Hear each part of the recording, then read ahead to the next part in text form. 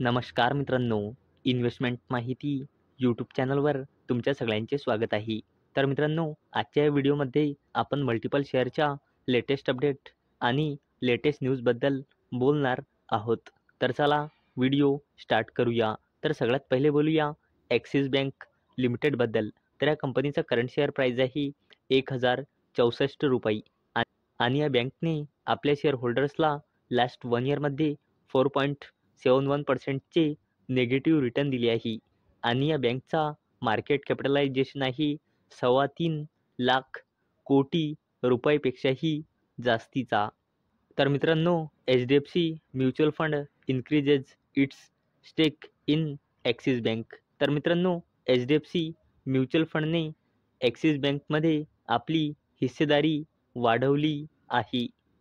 तर मित्रांनो, HDFC mutual फंडने axis बँकमध्ये आपली हिस्सेदारी 5 बेसिस पॉईंट्सने वाढवली आहे. तर मित्रांनो, ॲक्सिस बँक लिमिटेडमध्ये HDFC म्युच्युअल फंडची पहिले हिस्सेदारी होती 4.97% आणि आता मित्रांनो, ॲक्सिस बँकमध्ये HDFC म्युच्युअल फंडची हिस्सेदारी झाली आहे 5.02%. चला आता बोलूया IRB इन्फ्रास्ट्रक्चर डेव्हलपर्स लिमिटेडबद्दल. तर या कंपनीचा करंट शेअर प्राईज आहे ₹55.51 आणि या कंपनीने आपल्या शेअर होल्डर्सला लास्ट 1 इयरमध्ये 20.67%चे रिटर्न दिले आहे आणि या कंपनीचा मार्केट कॅपिटलायझेशन आहे 33,000 कोटी रुपयापेक्षाही जास्तीचा. तर मित्रांनो, IRB infrastructures December toll collection climbs 19%. तर मित्रांनो, IRB इन्फ्रास्ट्रक्चर डेव्हलपर्स लिमिटेडने आपल्या डिसेंबर 2024 महिन्याचा बिझनेस अपडेट डिस्क्लोज केला आहे.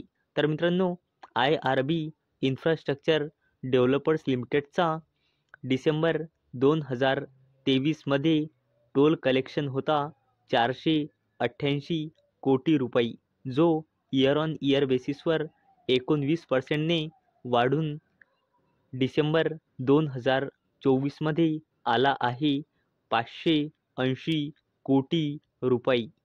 चला आता बोलूया सेन्को गोल्ड लिमिटेडबद्दल. तर या कंपनीचा करंट शेअर प्राईज आहे ₹1129 आणि या कंपनीने आपल्या शेअर होल्डर्सला लास्ट 1 इयरमध्ये 54.76%चे रिटर्न दिले आहे आणि या कंपनीचा मार्केट कॅपिटलायझेशन आहे जवळपास 9,500 कोटी रुपयांचा.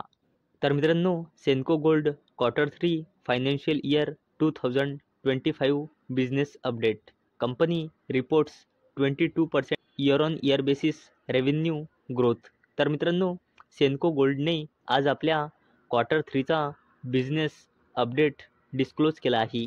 तर मित्रांनो, सेन्को गोल्ड लिमिटेडचा रेव्हेन्यू इयर ऑन इयर बेसिसवर 22%ने ग्रो झाला आहे.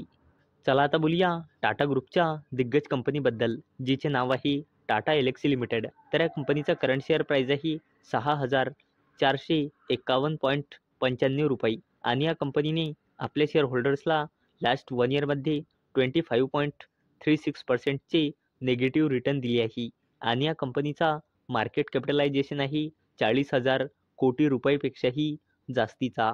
तर मित्रांनो, Tata Elxsi Q3 results. Profit falls 3% year on year basis to ₹199 crore. Revenue rises 3%. तर चला या अपडेटला डिटेलमध्ये समजून घेऊया.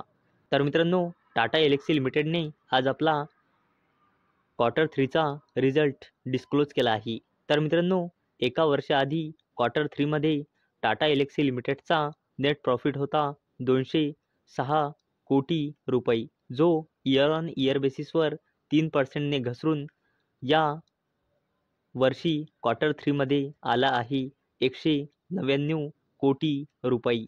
मित्रांनो, टाटा एल्क्सी लिमिटेडचा revenue from operation year on year बेसिसवर 3%ने वाढून 939 कोटी रुपये आला आहे आणि मागल्या वर्षी Q3मध्ये टाटा एल्क्सी लिमिटेडचा रेव्हेन्यू फ्रॉम ऑपरेशन्स होता 914 कोटी रुपये.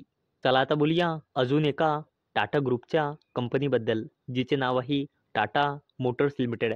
तर या कंपनीचा करंट शेअर प्राइस आहे 781.40 रुपये आणि या कंपनीने आपल्या शेअर होल्डर्सला लास्ट 1 इयरमध्ये 2.30% नेगेटिव्ह रिटर्न दिले आहे आणि या कंपनीचा मार्केट कॅपिटलायझेशन आहे जवळपास 3 लाख कोटी रुपयांचा. तर मित्रांनो, Tata Motors Q3 financial year 2025 global wholesales jumps 1% year on year basis 3,41,791 units. तर मित्रांनो, टाटा मोटर्स लिमिटेडने आपल्या Q3चा बिझनेस अपडेट डिस्क्लोज केला आहे. तर मित्रांनो, टाटा मोटर्सचा global wholesales year on year बेसिसने 1%ने वाढून आला आहे 3,41,791 युनिट्स. म्हणजे एवढे युनिट्स टाटा मोटर्स लिमिटेडने सेल केले आहे. चला आता बोलूया अडानी विल्मर लिमिटेडबद्दल. तर या कंपनीचा करंट शेअर प्राइस आहे 324.10 रुपये आणि या कंपनीने आपल्या शेअर होल्डर्सला लास्ट 1 इयरमध्ये 12.91%चे नेगेटिव्ह रिटर्न दिले आहे आणि या कंपनीचा मार्केट कॅपिटलायझेशन आहे 42,000 कोटी रुपयापेक्षाही जास्तीचा. मित्रांनो, Adani commodities to offload 20% stake in Adani Wilmar through OFS. तर मित्रांनो, अडानी कमोडिटीज अडानी विल्मर लिमिटेडमधली आपली 20% हिस्सेदारी विकणार आहे OFSच्या थ्रू आणि OFSसाठी अडानी विल्मर लिमिटेडने फ्लोअर प्राइस सेट केला आहे 275 रुपयांचा. म्हणजे करंट मार्केट प्राइसपासून 15% डिस्काउंटवर. आणि मित्रांनो, OFS 10 जानेवारी 2025 म्हणजे उद्या ओपन होणार आहे नॉन रिटेल इन्व्हेस्टर्ससाठी आणि 13 जानेवारी 2025ला ओपन होणार आहे रिटेल इन्व्हेस्टर्ससाठी. आणि मित्रांनो, या OFSचा पर्पज काय आहे तुम्ही इथे वाचू शकता. मित्रांनो, जर तुम्हाला हा व्हिडिओ आवडला असेल तर या व्हिडिओला लाईक करा आणि चॅनलला सबस्क्राईब करा. आणि मित्रांनो, हा व्हिडिओ फक्त आणि फक्त एज्युकेशन पर्पजसाठी बनवलेला आहे. माझ्याकडून काहीही रेकमेंडेशन नाही की तुम्ही या स्टॉक्सना बाय करा, सेल करा किंवा होल्ड करा. तर चला भेटूया उद्या संध्याकाळी 6 वाजता. तोपर्यंत टाटा, बाय बाय.